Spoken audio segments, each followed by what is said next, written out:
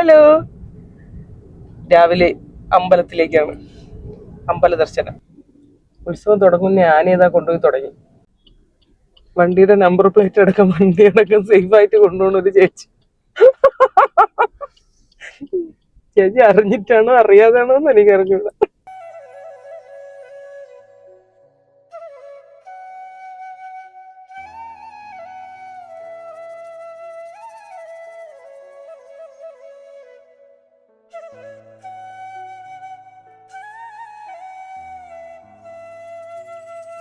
അതിനിടയ്ക്ക് ഒരു കോമഡി, വണ്ടി പൂജിക്കാൻ കൊണ്ടുവന്ന് അതെടുത്താണ്.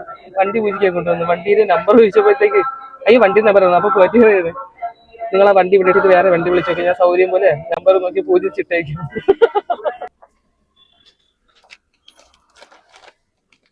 ചെമ്പ കുട്ടി പിടിച്ചൊരു കളർ കുറവ്.